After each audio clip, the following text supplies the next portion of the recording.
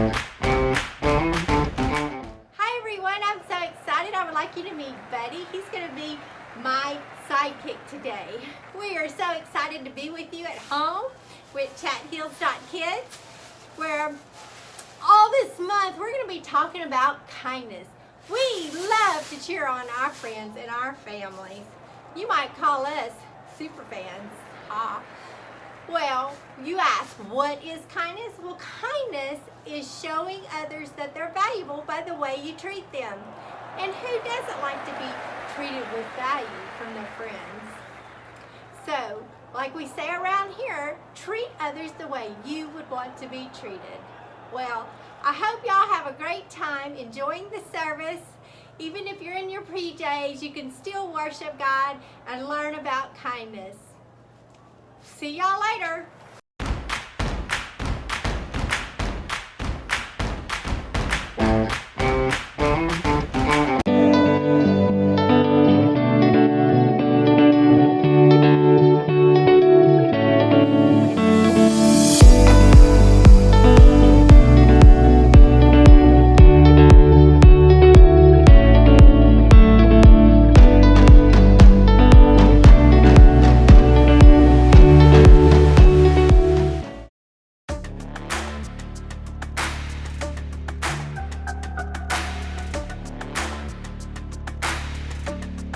Just the facts of you and me.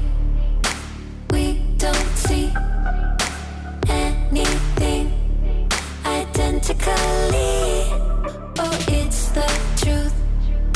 Me and you, we feel and do differently. But now I think it's time I walk across these lines. You don't look like me, don't act like me, don't even think a thought like me. But you matter to me, definitely. It don't matter, cause you matter. Kindness fits everybody. Everybody wants kindness. Kindness serves everybody. Everybody needs kindness. Kindness fits everybody. Everybody wants kindness.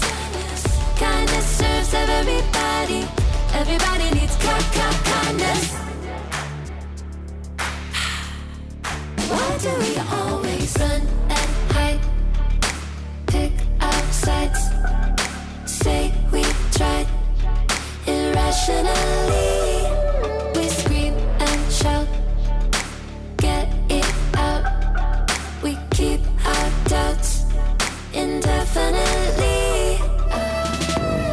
But now I think it's time we walk across these lines. You don't look like me, don't act like me, don't even think a thought like me. But you matter to me, definitely. It don't matter, cause you matter. Kindness fits everybody. Everybody wants kindness. Kindness serves everybody. Everybody needs kindness. Kindness fits everybody. Everybody wants kindness. Kindness serves everybody. Everybody needs kindness. The world we want won't happen in our blindness. No, I'll do my part and meet you here with kindness.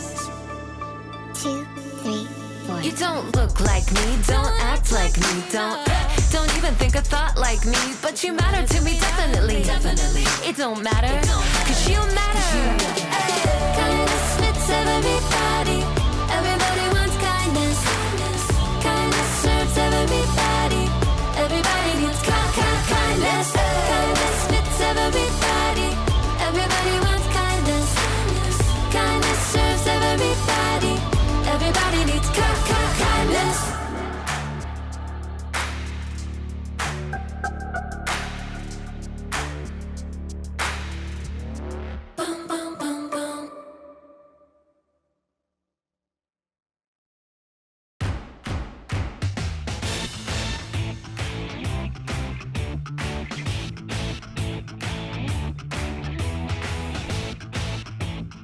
Hi, I'm Haley, and I am just performing one of my many duties as a super fan, and that is sending out fan mail.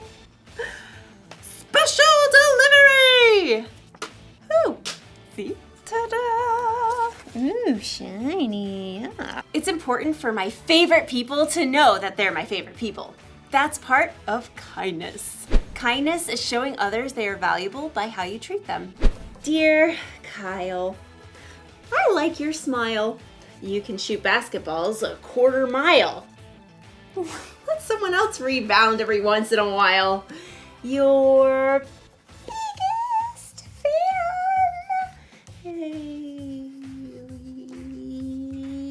But don't get me wrong. I'm not just a fan of famous athletes. I'm fans of all kinds of people.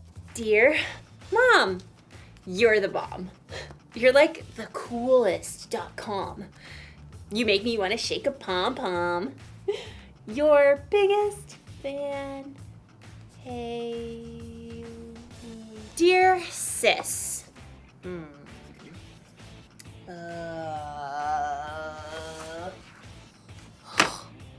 Okay. Well, I'll tell you this.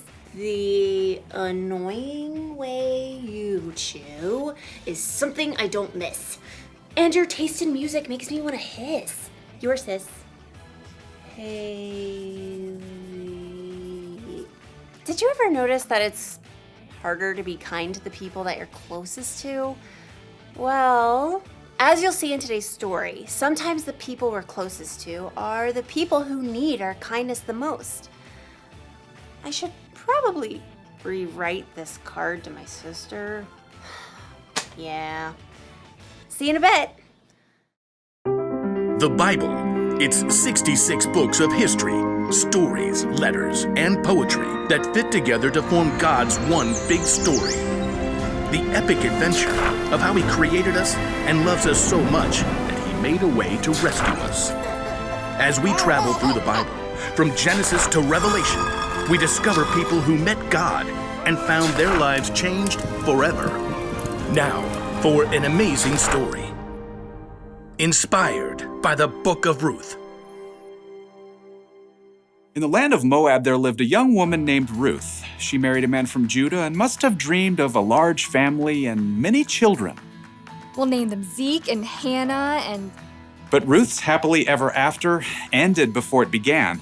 Her husband died and his brother too, and that left Ruth alone with her sister-in-law Orpah and her mother-in-law Naomi, whose husband died too. I have nothing left. Naomi had come to live in Moab during a famine in Judah, but she had gotten word that there was plentiful food in her homeland again, so she planned to take a road trip. Ruth, Orpah, go back to your family homes. May the Lord show you kindness as you have shown me. So Orpah kissed her mother-in-law and left, but Ruth wouldn't budge. I'm going with you. Look, your sister-in-law is going back to her people. Don't urge me to leave you or to turn back from you. Where you go, I will go. Where you stay, I will stay. Your people will be my people, and your God, my God. Well, okay then. Finally, after a long and dusty journey, the two women arrived in Naomi's hometown of Bethlehem. Everywhere along the road, barley rippled in the breeze, golden and ready to harvest. Is that Naomi? She don't look so good. Don't call me Naomi. The Lord has made my life bitter. I went away full, and the Lord has brought me back empty. Don't listen to them. You just need dinner and a nap. Finding food was their top priority. Some of those barley fields belong to my husband's relative, Boaz. The grain is being harvested right now. Let me go to the fields and pick up the leftovers. Go, my daughter. The law instructed the landowners to leave behind some of the harvest for people who needed food, so Ruth followed behind the harvesters, gathering every bit of barley that fell to the ground. Barley. Let's see. You can barbecue it, boil it, broil it, sauté it. Ruth worked hard in the heat of the day. In the afternoon, Boaz came out to survey the harvest. The Lord be with you. The Lord bless you! Boaz spotted Ruth hard at work and asked his overseer, Who is that young woman? She came back from Moab with Naomi. She asked if she could pick up the extra grain and has barely rested all day. Boaz was moved by Ruth's care for Naomi. he waded through the barley to speak with her. Stay here and follow along where the men are harvesting. I'll make sure no one bothers you. And when you're thirsty, you get a drink from the water jars. Why are you so kind to me, a foreigner? I've been told what you've done for your mother-in-law, how you left your homeland to come here. May the Lord reward you. Boaz offered Ruth bread and roasted grain to eat, and at the end of the day, she was able to bring a large amount of grain home to Naomi.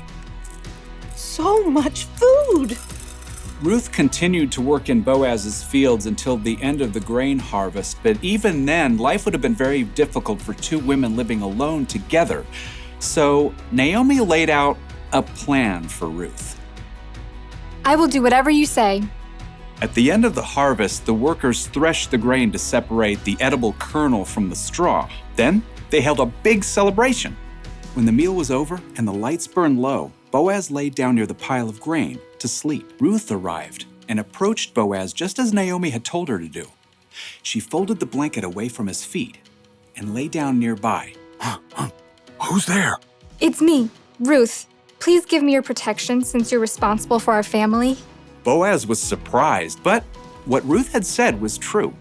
The Lord bless you. Don't be afraid. I'll do what you ask. Everyone knows you are wise and kind.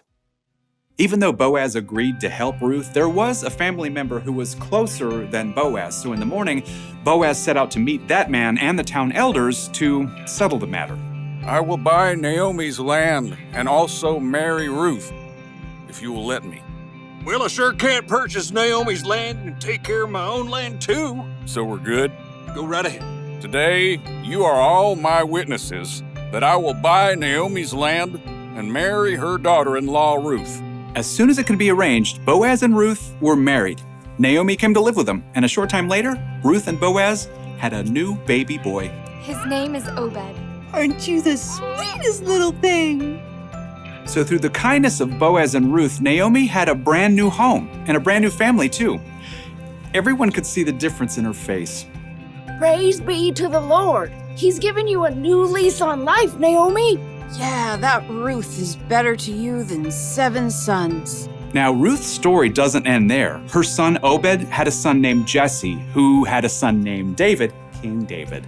And hundreds of years later, a new baby boy was born in Bethlehem who was a descendant of King David, and his name was Jesus.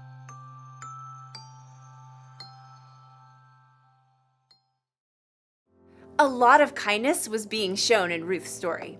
Boaz was kind to Ruth, Ruth was kind to Naomi, and through them, God was kind to all of us. Did you know Ruth was the several greats later great grandmother of Jesus? Isn't that amazing? I am a huge fan of Ruth. Dear Ruth, here's the truth. I've been a big fan ever since my youth. Your biggest fan, Haley.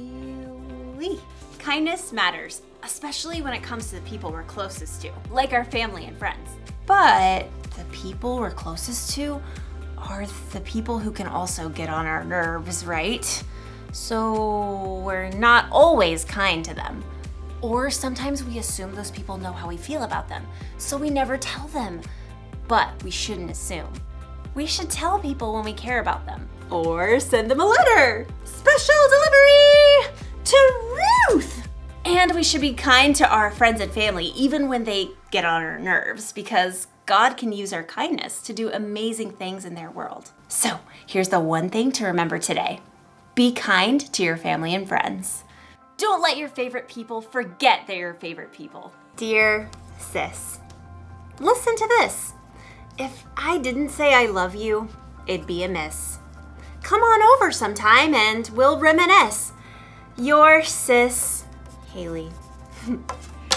Yeah, there. Well, that's a much kinder card to someone who will be my sister for my entire life. Love you, sis. Yay. See you next time.